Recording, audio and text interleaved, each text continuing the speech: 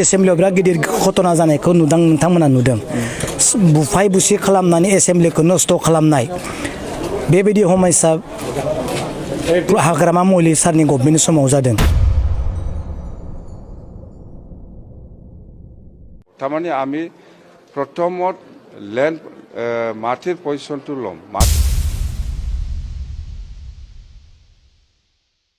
কোন কোন জনগোষ্ঠী মই নাজানো কোচ राजबंशीটো ইলেক্টেড মেম্বাৰ নাই खुलुमबाय रायजोफोर गिबिसिन भारतनि थांखिब्ल इउटुब चेनेलनिफ्राय रायजो राजा बयनिसिमबो फुंबिलिनि गोजोननाय बावहरनाय जाबाय स' रायजोफोर दिनै आं नोंसोरजों सावरायनो माखासे भिडिअसफोरखौहाय लानानै फैबावबाय रायजोफोर जों दिनैहाय गिबिसिन थारावनो नैबे आसामनि चिफ मिनिस्टारनि सायाव फंनैसो जोङो भिडिअ खोनासंनानैहाय फंनैसो बाथ्राखौहाय सावरायलायनाय जागोन नैथियावहाय जोङो बिपिएफनि सीएम बिथांनि सायावनो जोङो बाथ्राखौहाय सावरायगोन जोबनायाव रायजोफोर नोंथांमोना नुदों जानो हागौना बिक्रम दैमारी बिथांमोननि माखासे भिडिअखौहाय बिनि सायावहाय जों सावरायगोन रायजोफोर बे समाव रायजो राजा नोंथांमोना खोनासंग्रोदो दे आसामनि चिफ मिनिस्टारा राजबंशीफोरनि सायावहाय मा खोथा बुंदों भिडिअआ माब्लानि आंबो बेखौहाय डिटेल्स मोनाखिसै नाथाय बिथाङा मा बाथ्रा बुंदों नोंथांमोना खोनासं কোন কোন কোন জনগোষ্ঠী মই নাজানো কোচ राजबंशीটো ইলেক্টেড মেম্বাৰ নাই দিগন্ত বৰুৱা কোচ राजबंशी বুলিতো আমাৰ কোকৰাঝাৰৰ মানুহখিনিয়ে মানিব নোখোজেই গতিকে এই জনগোষ্ঠীটোৰ মই ভাবো যে কোচ राजबंशीটো গোৱালপাৰা জিলাৰ राजबंशीৰ লগত আমাৰ এইফালৰ কোচৰ একে মিলিব নালাগে আৰু কোচ राजबंशीয়ে সদায় অৱহেলিত অনুভৱ কৰে তেখেতসকলে যদি দুটা নমিনেটেড পাইছে এইটোক লৈতো আমি ভাল পাব লাগে কাৰণ সদায় তেওঁলোকে নিজক অৱহেলিত বুলি ভাবে মনত দুখো আছে জনগোষ্ঠীটোৰ মনত বহুতখিনি কষ্ট আছে গতিকে যদি বিটিচিয়ে তেওঁলোকক সন্মান দিছে তাত আমি বেয়া পাব নালাগে তেনেকুৱা ন সকলোৱে এইবিলাকত আমি একেবিলাকে অসমীয়া মানুহ সকলোবোৰ নিজৰ ভিতৰতে অলপ আগপিছ হৈ থাকিব সেইটোক লৈ কোনেও ইমান মাইণ্ড কৰিব নালাগে खोनाखाबाय दा এতিয়া গম পাইছে না সকলো শুনিছে राजबंशीर जाति इलेक्टेड मेम्बार नाय अब्ला राजबंशीफोरखौहाय आसामनि चिफ मिनिस्टारा गनाया रायजोफोर आसामनि चिफ मिनिस्टारा गासैबो ज' लोगो जानानैहाय थानायखौ लुबैयो बेखौहाय फोरमायदों अब्ला राजबंशीफ्रा मानोथो खामाथाफोर बिदों मानोथो एसटि बिदों दिनैनि समाव गासैबो गोरोन्थिया जोंनि बिपिएफ पार्टिनिनो सीएम हाग्रामा महिलारी बिथांनि रायजो राजा नोंथांमोन दा बिथांनि बे गोरोन्थि मावनायनि थाखायनो जोंनि बर'नि गेजेरावहाय बेबायदि दुंहाव थासारिया सोमजिदों नङाब्लाथ' जों नुनायबो नङामोन आरो मोनथिनायबो नङामोन माखौ एसटि बिनाय बेखौ जों मिथिनाय नङामोन नाथाय बे समाव जों बयबो मिथिबाय दे गासैबो साखाफारा जाबाय एसटिआ मा बुस्थु ना जायफ्रा पलिटिक्सजों सोमोन्दो दंखायोमोन जायफ्रा राजनितिकआवहाय हाबखानाय बिथांमोना मिथिखागौमोन नाथाय नों आं साधारन मानसिफ्रा एसटिनि बाथ्राखौहाय माब्लाबाबो मिथिफेरामोन नाथाय बे समावहाय बिपिएफनि सीएमआ बे बाथ्राखौहाय क्लियारलि साफ्रोमनोबो मिथिहोबाय नैबे दानि 5G मुगायावहाय दा रायजोफोर नैथियाव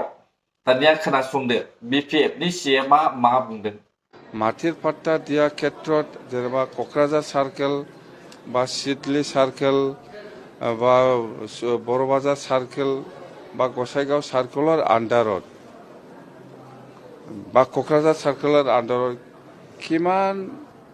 খাস মাটি পৰি পেলাই আছে আৰু খাস মাটিৰ কিমানজন মানুহে কিমান পপুলেশ্যনে আজিৰ দিনত অকুপাই কৰি পেলাই কাম কৰি পেলাই খাই আছে বা একশনীয়া মাটিত কিমান হাজাৰ বিঘাত মানুহে বসবাস কৰি পেলাই খেতি কৰি হওক বা ঘৰ বনাই হওক সেইবিলাক অকুপাই কৰি আছে সেইটো ডিটেইলছ ভেৰিফাই কৰিবৰ কাৰণে আজি দায়িত্ব দিয়া হৈছে লেণ্ড এণ্ড ৰেভিনিউ ডিপাৰ্টমেণ্টক আৰু ইয়াৰ কাৰণে আমি যিখিনি ষ্টাফ লাগে ৰিটায়াৰ্ড পাৰ্চনসকলক আমি ইতিমধ্যে 200তকৈ বেছি আমাৰ তাত কিবাটো আহিছে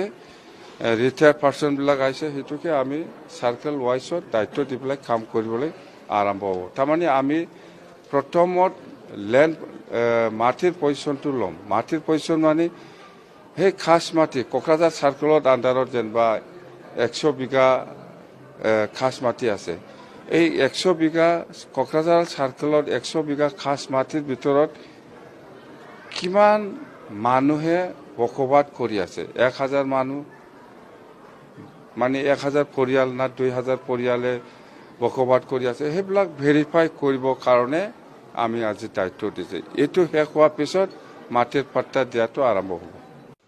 बे भिडिअआ थांनाय नभेम्बर दाननिनो दे रायजो राजा नोंथांमोन बै समावहाय बिपिएफनि सिएमआ नैबे जानुवारिनि 9-10 सिमहालागै हा फाट्टा होनायनि बाथ्रा दङमोन नाथाय जोङो बै समावनो आन्दाज मोनखादों जे आंबो बै समावनो आङो बिथांखौ बुंखादों बै समावबो बिथाङा हा फाट्टा होआ आरो बिथाङा आयेन मथे नङाब्ला रावनोबो बेबायदि हा फाट्टा होनो हाया बेखौहाय जों बयबो मिथिखागौ नाथाय जोंहा राजबंशी मुस्लिम सावथाल उरावफ्रा टटेलि थगायजाबाय बिपिएफनि सिएमजों जोबोद मोजांनि बाथ्रा थगायजादों थिगानो जादों नंगौना नङा रायजोफोर बे समावहाय बिथाङा हा फाट्टा होथ'वा आरो होनोबो हाथ'वा मिथिबायना मैयानि समावहाय हा फाट्टा होनायनि डेटमोन बिथांनिया 10 तारिखसिमावहाय नाथाय गैया दा बिथांनि फोरमायनाय मथेब्ला सिगां नभेम्बरावनो बियो फोरमायखादों जे हा फाट्टाखौहाय गासैखौबो नायबिजिरग्रोनानैसो होनाय जागोन आयेन मथे अब्लालाय बेखौ मिथिखानानैलाय मानोथो दिनैनि समावहाय बै राजबंशीफोर आरो जायफ्रा मुस्लिमफोर बिथांमोना दिनैनि समाव बिपिएफ पार्टिनिफ्राय हा मोननो लुबैदों रायजोफोर आयेन मथेसो होगोन दा हाखौहाय ओरैनो होनो हाया रावबो बे समाव फैदो रायजो राजा नोंथांमोना नैबे सावगारिखौ नुबाय हयथ' ना नोंथांमोना ससियेल मिडियायाव नुखाबाय बे सावगारिखौहाय बेयावहाय बिक्रम दैमारि हितेश बसुमतारी आरो दावराव देख्रेब आयं बिथांमोन दङ हो बै समावहाय बिथांमोना जेल जादों दा जेल जानाय समाव माबायदि जेल जादोंमोन दिनैनि समाव जोङो गोदान भिडिअ नुनो मोनदों क'क्राझार सिजन कर्टआवहाय बिथांमोनखौहाय जों नुनो मोननायखाय हयथ' नोंथांमोना सानदों जानो हागौ बिक्रम दैमारिमोना जेल जाफिनसिगोन नामा ना दा ससियेल मिडियायावहाय रिपर्टाराबो बेखौनो बुंदों थारैनो बिक्रम दैमारि हितेश बसुमतारी आरो दावराव देख्रेब आयंमोना जेल जाफिनसिगोन नामा नैबे बाथ्राखौ बुंदों ना दा बिनि क्लियारलि फिननाय नोंथांमोनहाय आं फुल डिटेल्स नोंथांमोनहाय होनो थांगासिनो दङ नोंथांमोना भिडिअखौ खोनासंदो दानिया हितेश बसुमतारी सारा मा बाथ्रा बुंदों आरो सिनाय मोननाय देखायदों खिन्थु हाग्रायावसो मोनदों होनबाय दायो आंथ' नुवाखैबो जोंनाव जेबो मोनाखै बेबायदि केसाथ' जेबो गैया एक्सुवेलि बियो राजनैतिक मोनसे षड़यन्त्रनिसो मोनसे माबामोनथ' दिनै हियारिं दंमोन साखि फैदों साखियाथ' जोंनावथ' जेबोआनो गैखाया जेबो मोनाखै दा बे खोथाया दिनै साखिया बुंनायाव प्रमान जाबाय बे जे मोनसे टटेलि राजनैतिक षड़यन्त्रमोन बे बुस्थुखौ बयबो मिथिगौ आरो आंखौ जे न'निफ्राय थिखांनानै लाबोदों आंहा पिएसआव थायो न'आव ओइदिनखालि थिखांनानै बेनि हरावनो आंखौ हमनानै लाबोदों आरो सिनाय मोननाय देखायदों खिन्थु हाग्रायावसो मोनदों होनबाय दायो आंथ' नुवाखैबो जोंनाव जेबो मोनाखै बेबायदि बुजिखाबाय दा रायजोफोर अब्ला बिनिफ्राय बांसिन बुंनांगौ होननानै आं साना रायजो राजा नोंथांमोन नाथाय बिनि गेजेरावहाय आङो बिक्रम दैमारिनि बाथ्राखौ लानानै फंनैसो बाथ्रा बुंनो सानदों बे भिडिअनि गेजेरजोंहाय बिक्रम दैमारिया बुंदों हाग्रामा महिलारिनि अननायावसो माखासे मानसिफ्रा जेल जायाखै होननानैहाय बुंदों नंगौना नङा सेक्रेटारियेट बिल्डिंआव बुफायनाय मानाय नैबे सेक्रेटारियेट बिल्डिंआव बुफाय बुसि खालामनायनि दायनिगिरिया बिपिएफनि सिएमआनोखा दा बिपिएफनि सिएमआ जुदि माबा मोनसे खुगा बेखेवोमोनब्लानो बेबायदि जाथाया सोमजिखायामोन दा बेखौ मिथिसेयावबो दिनैनि समावहाय बिक्रम दैमारिया आरोबाव गावसोरखौहाय दायनिफ्राय एरायनो नागिरनाय जोङो खोनानो मोनदों रायजोफोर आं साना रायजोफोर माने बिक्रम दैमारिमोन बायदिया जेल जाफिननांगौ आं माब्लाबाबो साना बिसोरो जेल जानो नाङा मानोना फैबाय थानाय एमएलए इलेक्सनावहाय होख्रावनांगौनि खोथा दङ रायजो राजा नोंथांमोन मिथिबायना दा बिसोरबायदि मानसिया होख्रावाब्ला अब्ला BPF पार्टिया माबोरै स्ट्रं जानो दा बिसोरनि होख्रावनायनि थाखायसो BPF पार्टिया दिनैनि समावहाय देरहानायनि खाबुखौ मोनदों साब्रै डायनामिक लिडार सोर बिक्रम दैमारी कास्टम बसुमतारी ओमफ्राय रिन्जय बर' प्रहलाद ब्रह्म बिसोर साब्रै डायनामिक लिडार्सफोरनि थाखायनो BPF आ जोबोद गोख्रों जादों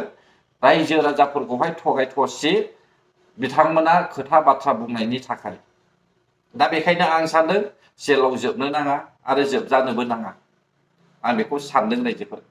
दा बिक्रम दैमारिया जाखिनि बाथ्राखौ बुंदोंना दिनैनि समावहाय माखासे मानो केस नांनानै थानाय मानसिफोरबो दं होननानैहाय बिथाङा फोरमायखादों अब्ला रायजोफोर गोजोनथोंसै जायफ्रा आंनि भिडिअखौ जोबजासे नायबाय बर' हारि जै जाथों